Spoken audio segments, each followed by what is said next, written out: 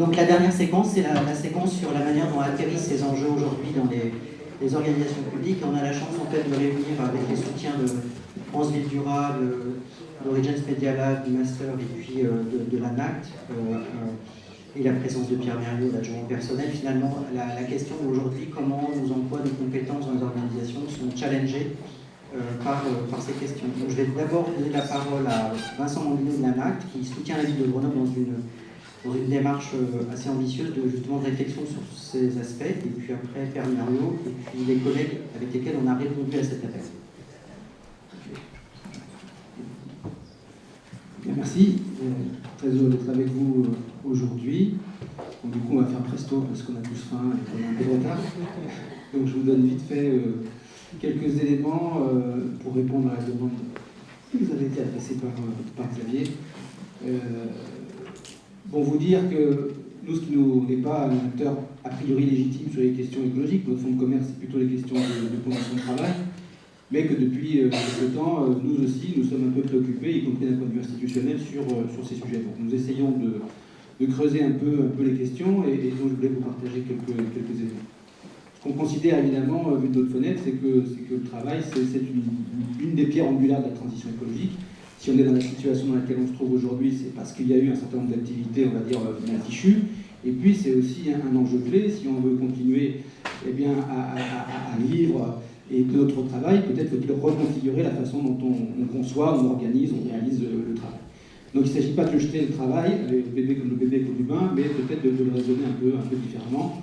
Ce qu'on se dit aussi, c'est que pour travailler, on a besoin des milieux, que les périls écologiques qui nous pendent au nez sont des déterminants pour l'avenir des organisations de travail, parce que, y compris ces amorces de transition, de redirection, eh bien, elles vont rendre la vie au travail, mais la vie tout court, possible ou impossible, et donc il faut évidemment les prendre au sérieux. Ce qui nous semble aussi important, c'est de distinguer, une distinction qu'on propose avec nos collègues ergonomes, c'est les régimes de travail et les régimes du travailleur. Alors, on est affaire à un grand régime de travail, disons productiviste, industriel, qui nous a mis dedans.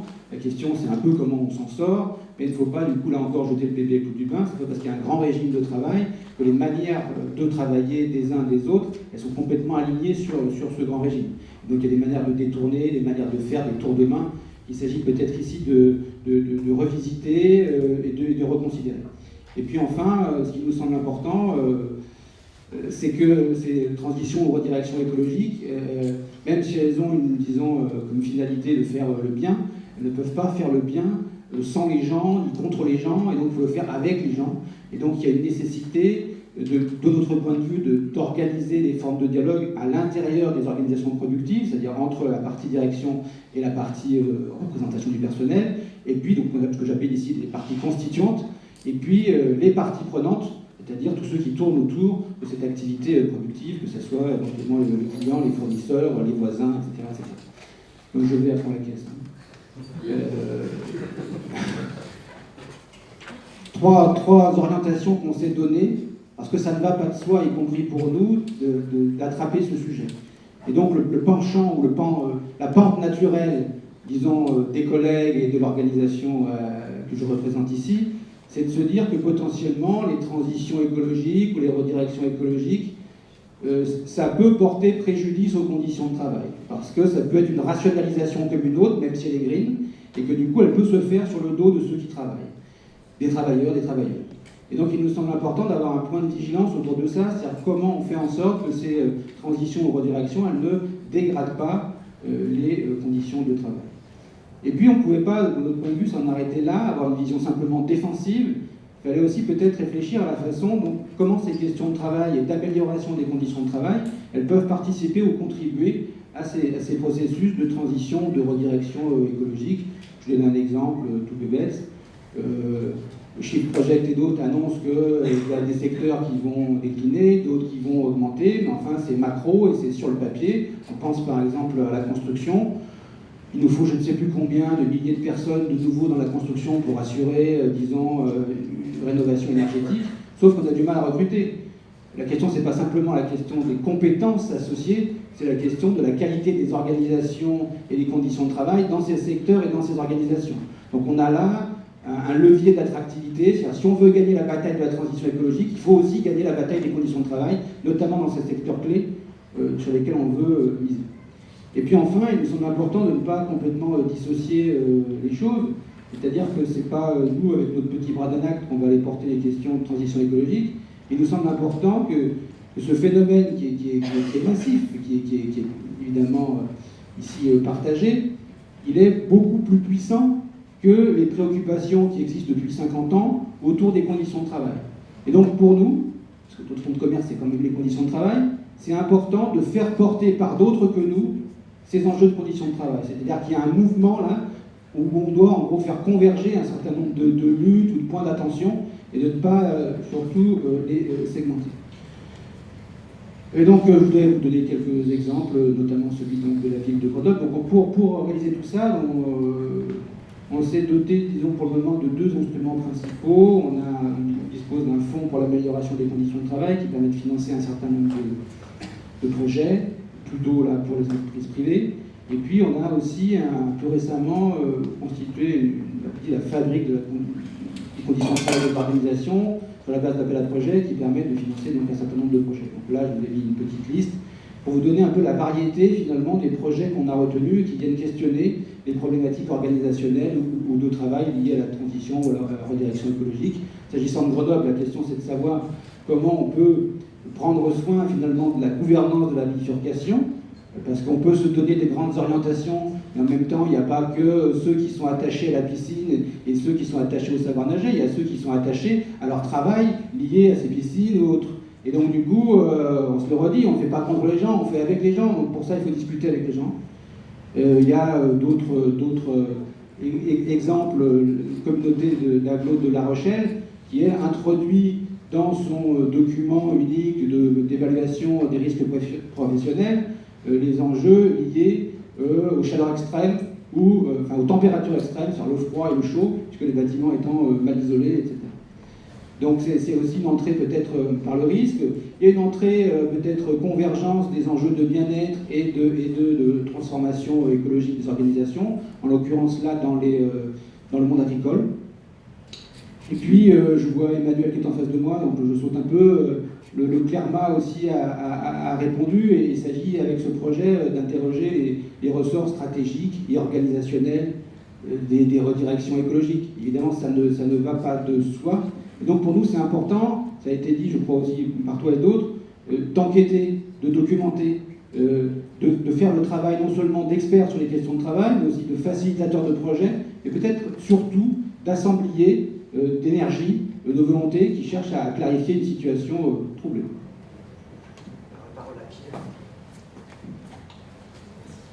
Oui, merci. Je vais essayer d'être rapide aussi, vu l'heure. Alors, sur les enjeux qui ont été cités, on les partage complètement.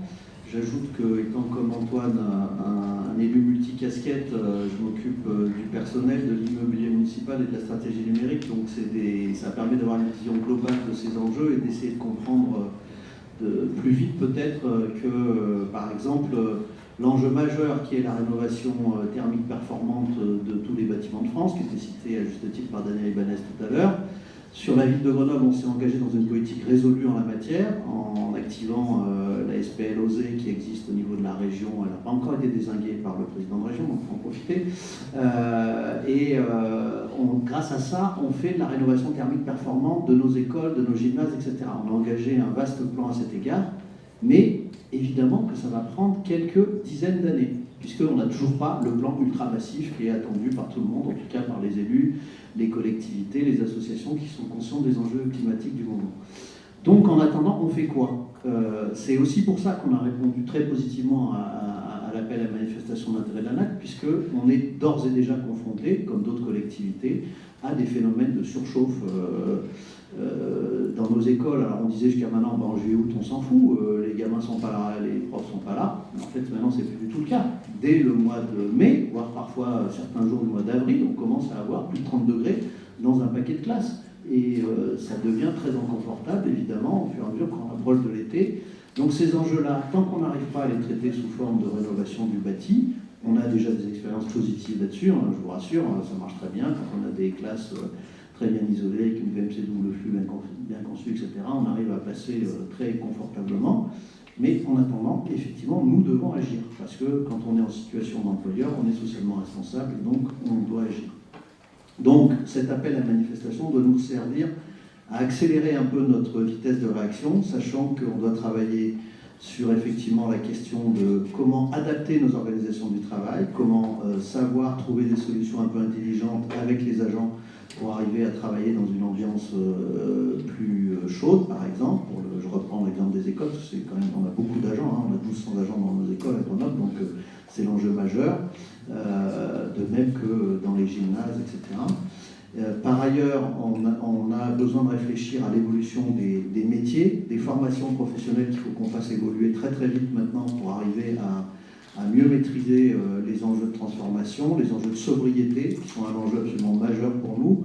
Il se trouve qu'on a fait un vaste plan de sobriété comme d'autres collectivités ou acteurs privés cet hiver, puisque nous avons été menacés de blackout quand même, grâce à la formidable résilience de notre système électronucléaire. Et donc, nous avons fait un plan de sobriété ultra massif et grâce à ça, nous avons en tiré le bilan, on a réussi à économiser 20% sur le chauffage et 10% sur l'électricité, avec quelques petites mesures qui font un peu discuter les agents, évidemment, parce que par exemple sur les vacances de Noël, on a décidé de fermer des étages des bâtiments de l'hôtel de ville pour ne pas les chauffer, puisque pendant les vacances, évidemment, il y a moins de monde au travail. On a décidé d'activer une baisse plus forte des températures de consigne en se limitant stricto sensu aux 19 degrés dans les bâtiments et en baissant à 27 degrés la température de nos piscines. Alors je confirme qu'on peut difficilement, 26 même, on peut difficilement descendre en dessous sans avoir des réactions d'usagers.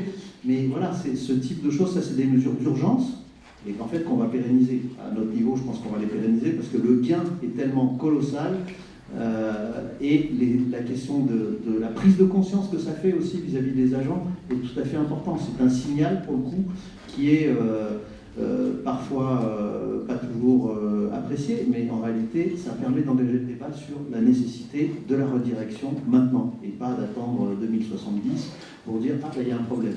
Donc, on attend effectivement, l'ANAC pour nous va beaucoup nous servir pour ça, pour arriver à mieux identifier nos besoins d'évolution de nos organisations, nos besoins de formation supplémentaires. On a beaucoup d'agents de la ville ont suivi des fresques climat, mais on s'aperçoit que ça ne suffit pas, c'est un premier niveau de prise de conscience. Donc, du coup, maintenant, on veut travailler beaucoup plus sur des formations à la sobriété, tous usages, hein, tous axes. Je parle de la sobriété numérique, de la sobriété dans la gestion des espaces de travail. On a plus de 650 agents qui sont en télétravail, donc on ne réfléchit pas de la même façon sur l'utilisation des mètres carrés, évidemment, quand on est dans cette situation-là, que celle d'avant Covid, où tout le monde était là en même temps. Et puis, il y a la question également de l'adaptation des horaires de travail qui est déjà engagée. On est déjà en train de travailler sur, mais comme d'autres collectivités, sur l'adaptation des horaires aux périodes chaudes. Nos agents de terrain démarrent à 6h du matin en période d'été, etc. Donc en fait, le mode de midi à l'espagnol est en train de nous gagner. Mais pour l'instant, il n'y a pas de réflexion nationale sérieuse sur ce sujet-là. En tout cas, bon, je ne vais pas vous parler du plan que je suis arrivé récemment, ça prendrait trop de temps. Ou très peu de temps, puisqu'il est tellement vite que en fait, c'est pas là-dessus qu'il faut compter pour faire face à une situation qui, on le voit bien, est en train de s'emballer. Donc voilà, je voulais simplement réagir très vite et remercier l'ANAC d'avoir lancé cet appel à manifestation d'intérêt, parce que ça va nous permettre, on espère, de passer un cran et d'accélérer les transitions, ce qui est absolument indispensable. Merci. Donc la parole à Bastien Marchand, qui est une des personnes avec laquelle on répond, le domicile à Bruxelles. Tout à fait. Moi, je fais partie des étudiants qui ont d'abord travaillé sur le protocole piscine et que maintenant je poursuis une thèse sur ces questions-là. Effectivement, on a monté un consortium avec Alexandre, Ville, le Printemps écologique et Auxilia qui émerge la thèse pour répondre à cette AMI, donc qui essaie de lier les questions écologiques et les questions de modification des modes de travail. Mais on a essayé de répondre avec une perspective redirectionniste. Et bon, en fait, là, depuis le début de la journée, on a parlé beaucoup d'enquêtes en cours qui ont eu lieu. Là, c'est une enquête qui démarre, quoi. La réunion de lancement a lieu tout à l'heure. Donc, on a beaucoup de questions et peu de résultats à vous divulguer. Mais peut-être que c'est une bonne manière aussi d'expliciter un petit peu la perspective redirectionniste. Et donc, notre réponse a moins cherché à finalement se jeter à corps perdu dans des questions techniques, de formation, de compétences, de métiers, etc., que finalement remonter à un niveau un petit peu au-dessus, qui est questionner les finalités en fait, d'une collectivité territoriale. C'est quoi une collectivité dans l'Anthropocène? À quoi ça sert? Pourquoi ça existe? Quelles sont les missions, les rôles qu'elle assume? Et donc on va essayer de faire déjà ce premier travail-là d'inventaire finalement, pour comprendre ce que fait l'Anthropocène aux collectivités territoriales et aux municipalités. Et de ce point de vue-là, par exemple, dans l'enquête piscine, on s'est rendu compte que la ville se voyait comme finalement une actrice qui doit mettre à disposition des biens, des services, des attributs d'un territoire. Et ça, on l'a vraiment vu dans l'enquête piscine. Et il y a une chercheuse que j'aime bien qui s'appelle Edina Soldo, qui est à l'Université d'Aix-Marseille, qui, elle, propose de faire passer ce rôle de mise à disposition à mise à l'agenda. En fait, elle estime que les collectivités pourraient potentiellement avoir pour rôle de mettre à l'agenda des problèmes, des questions d'intérêt général, et d'organiser ensuite des discussions démocratiques sur ces questions-là. Donc voilà, c'est un exemple parmi d'autres, mais pour montrer que voilà, il y a différentes perspectives là-dessus. Et puis ensuite, dans un second temps, évidemment, rentrer dans les questions très dures, très complexes de métiers, d'organisation,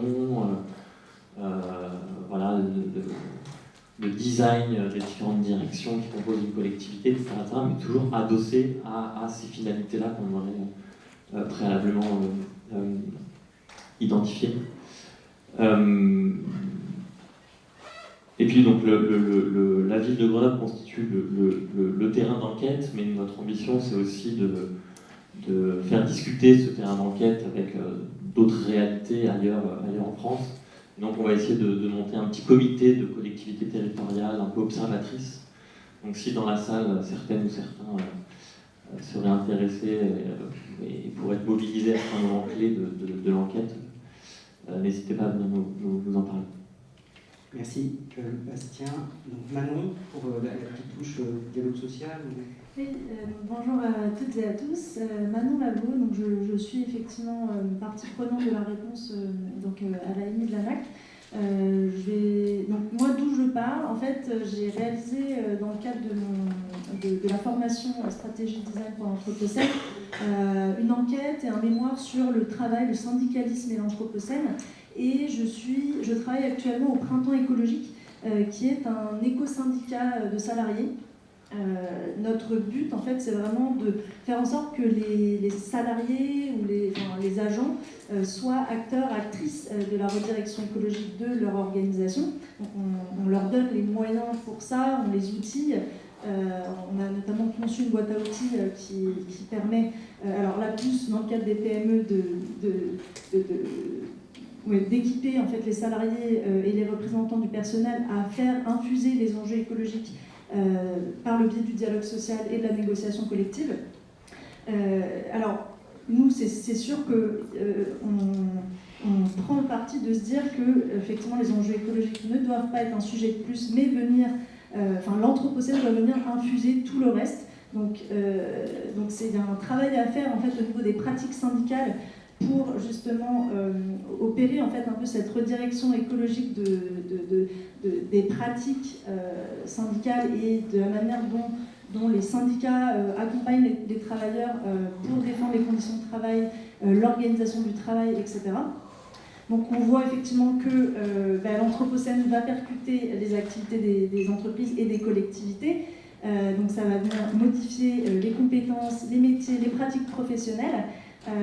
Et donc il faut vraiment s'emparer de ces questions-là, c'est indispensable. À cela s'ajoute aussi effectivement le maintien effectivement des conditions de travail, de la défense, enfin éviter qu'elles se dégradent trop, on va dire.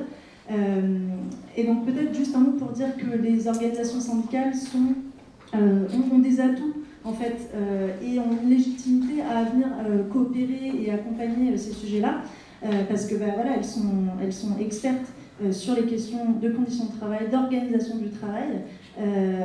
Depuis la loi climat et résilience, elles ont cette légitimité acquise sur les enjeux écologiques, donc elles ont aussi leur mot à dire là-dessus. Et ce que je peux dire aussi, c'est que peut-être vous donner des exemples, alors qui sont peut-être plus calés sur le secteur privé, mais pour montrer l'importance du dialogue social, pour faire en sorte que les mutations au niveau des compétences et des métiers se passent dans les bonnes conditions. Moi, j'ai en tête finalement l'exemple des raffineries de pétrole de Total à Grand Puy, en fait, le projet de transition écologique porté par Total n'a pas forcément abouti dans les bonnes conditions parce que les salariés n'ont pas été consultés quant à l'évolution de l'activité. En fait, Total voulait reconvertir les raffineries vieillissantes en usines de recyclage de plastique, usines de bioplastique et usines d'agrocarburants. Donc il y a pas mal de choses qu'on peut redire d'un point de vue écologique, mais c'est surtout que les salariés n'ont pas vraiment été associés à la transformation de l'activité. Donc là, on ne parlerait pas de redirection écologique, clairement. Et en fait, s'il y avait eu suffisamment de dialogue social, on aurait pu laisser plus de place à un projet alternatif pensé avec les salariés. Donc on pourrait imaginer la même chose avec les politiques publiques des collectivités. Et peut-être un autre exemple du coup plus positif dans le cadre d'un dialogue social vraiment prospère, c'est ce qu'on appelle le CV de site, en fait qui permet vraiment sur la base d'un site industriel par exemple, de vraiment faire l'inventaire justement des compétences individuelles et collectives qui sont portées par les travailleurs du site, pour pouvoir imaginer une autre activité qui soit plus souhaitable. Et du coup, si on imagine de réencastrer l'activité dans l'anthropocène, prendre en compte ce facteur-là pour justement repenser en fait les compétences des travailleurs qui sont sur site, faire avec ce qu'il y a sur le territoire aussi. Et donc voilà, ça c'est quelque chose que je voulais vous partager parce que c'est quelque chose qui pourrait être davantage déployé. Et alors aussi, nous, ce qu'on a pensé aussi au printemps écologique au niveau du dialogue social dans les organisations, c'est de se servir donc, des CSE, donc les comités socio-économiques, dans le public c'est les CSA, de créer des commissions écologiques qui soient un peu ce siège de débat démocratique, donc si possible du coup avec les salariés, pour réfléchir en fait aux enjeux auxquels vont être confrontés les collectivités, les entreprises, et avoir un peu voix au chapitre pour parler de ces enjeux qu'il va falloir trancher et qui peuvent amener de la conflictualité. Voilà, c'est quelque chose qu'on propose à nos élus CSE de mettre en place. Voilà, mais c'est vraiment des réflexions émergentes. Voilà, c'était juste un partage à ce sujet que je voulais vous faire aujourd'hui. Voilà. Merci Jeannot. On va donner la parole à Alexandre Monin, qui est redirectionniste et puis membre du consortium qui va élargir peut-être. Merci beaucoup. Merci à toutes et à tous. Effectivement, moi il m'est apparu depuis quelques temps déjà que la question du travail elle était fondamentale du point de vue de la redirection écologique. Je pense que la question du travail elle a été un petit peu peut-être négligée ces dernières années dans les pensées de l'écologie. On a beaucoup parlé du vivant, il n'y a pas forcément d'opposition entre les deux, mais la question du travail finalement apparaissait pas comme une question tout à fait fondamentale. Je pense que c'était une erreur, notamment parce que telle que la question notamment elle est cadrée bien souvent, je vais dire aujourd'hui en tout cas bien souvent, elle me semble poser quelques problèmes, parce que souvent on va dire justement que les emplois de demain, on n'a pas les personnes, on n'a pas les compétences, on n'a pas les conditions, comme disait bien Vincent tout à l'heure, pour finalement les occuper. On a un problème, un déficit d'un côté, et puis on a des gens qui demain vont voir leur activité peut-être disparaître, péricliter ou se transformer fondamentalement. Et donc on aurait d'un côté des gens dont on ôte finalement, dont on ne reconnaît plus les compétences, et d'autre part, des gens qui ne sont pas encore présents et qui n'ont pas encore les compétences pour occuper les fameux emplois verts de demain. Et donc on aurait comme ça deux populations, on serait pris entre les deux. Et ça me semble effectivement une très très mauvaise manière de poser les enjeux, notamment parce qu'il faut faire aujourd'hui du levier du travail un levier privilégié de redirection, et considérer qu'en fait ce sont les personnes qui aujourd'hui occupent des emplois, y compris des postes qui sont appelés à disparaître demain, qui vont aussi devoir être amenés à contribuer à leur transformation, contribuer à leur redirection. Il va falloir s'appuyer sur les savoirs existants, sur les savoir-faire existants, sur les savoirs aussi inconfortables. C'est un terme d'ailleurs que j'ai découvert grâce à Vincent, les savoirs aussi de ce qui ne fonctionne pas dans une organisation, ce qui ne fonctionne pas sur un poste de travail. Et évidemment, si on veut transformer cette organisation et ce poste de travail, c'est extrêmement important de savoir ce qui ne fonctionne pas et ce qu'on ne veut pas garder quand on est amené à procéder à des arbitrages et à des inventaires. Donc c'est vraiment important pour moi aujourd'hui de rappeler qu'il existe des actifs échoués, donc des éléments qui sont appelés à disparaître peut-être demain, des activités qui n'ont plus d'avenir, des infrastructures qui n'ont plus d'avenir. Il y a des organisations qui sont des actifs échoués, il y a des activités qui sont des actifs échoués, il y a des infrastructures qui sont des actifs échoués, mais les travailleurs et les travailleuses ne sont pas des actifs échoués. On a un peu l'impression aujourd'hui que c'est le cas, ça n'est pas le cas. Il faut le dire, il faut le rappeler, et il faut aujourd'hui, je pense, équiper, Manon en a parlé, les travailleurs et les travailleuses de nouveaux dispositifs qui, par exemple, permettent d'imaginer de nouvelles formes de protection sociale qui vont permettre aux personnes qui souhaitent, c'est le cas sur certaines plateformes de raffinage, ça a été mentionné également, on a des ouvriers qui travaillent sur ces plateformes-là, qui savent que leur activité n'a pas d'avenir ou ne devrait pas avoir d'avenir, les deux, et qui souhaitent en fait participer au démantèlement de leur activité pour imaginer la recomposition, par exemple, d'un nouveau système énergétique demain. Alors on pourrait se dire, mais de quoi se mettent ces ouvriers qui n'ont pas participé à la construction d'un système énergétique? Eh bien si, justement, si on doit imaginer un système énergétique demain, c'est bien avec les personnes aussi qui ont alimenté un système énergétique antérieur et qui ont sans doute des leçons à nous apporter sur ce qu'il faut imaginer pour demain, éventuellement les erreurs à ne pas recommettre. Comment on va s'occuper des infrastructures qu'on va laisser derrière nous, parce qu'il y a aussi toute cette problématique-là, les choses ne vont pas disparaître d'un coup d'un seul. Voilà, donc toutes ces personnes-là sont évidemment les premières à pouvoir s'occuper de toutes ces problématiques. Donc c'est vraiment important de pouvoir justement les aider, de pouvoir les faire entendre et de pouvoir les accompagner avec de nouveaux dispositifs. On va forcément en parler là aujourd'hui, mais sachez qu'il y a des dispositifs qui sont en cours d'être imaginés avec plein d'acteurs, qui sont des associations, des ONG, des think tanks, peut-être des syndicats demain, pour justement imaginer de nouvelles formes de protection sociale pour permettre justement ce passage d'une activité à une autre. Donc voilà, je vous invite vraiment aussi si ça vous intéresse, à venir nous en parler et à rejoindre ce mouvement si par ailleurs c'est votre intérêt. Merci beaucoup encore une fois pour votre présence et votre attention.